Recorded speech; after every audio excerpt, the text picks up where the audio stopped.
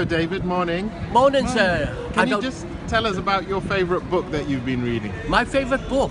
Well, it goes back 5 years and it's a great book and everybody should have one on their bookshelf. What is it? No, it's not that one, it's the Quran. How I got introduced to the Quran was I was on the plane coming back from New York. Yeah, that's over that way. Oh no, it's not. It's over that way. And the thing is, believe it or not, really, this guy was reading a book. He left it on the seat when he got off the plane like me. And you know what? I chased after this guy and said to him, "Hey, mister, you left your book." He said, "No, you keep it." I said, "Well, okay." So I kept it. And then I was waiting in the airport lounge in Heathrow. And what happened? I started to cry when I read the Quran. So I put the book down. I was happy. I was still the same. And then I picked it up again. I started to cry. And then I got a taxi to my brother's in London. And then what happened? I told him about the Quran, that had made me cry.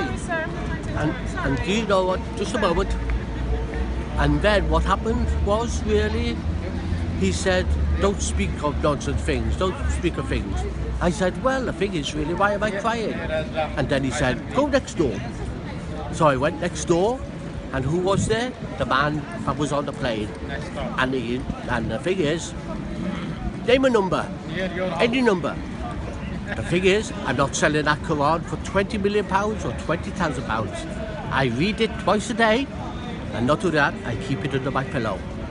And you also read it to people as well, don't you? I do, and I'm just going to go with that. And not only that, as an activity coordinator working with people with dementia, I read it to them. And the thing is, they ask me questions, I don't know all the answers, but I know there's one thing in the Quran. What is it? Truth. And if you was lost in the desert, or you was lost somewhere in town, you'd ask somebody away. What's the Quran? It's a map for life.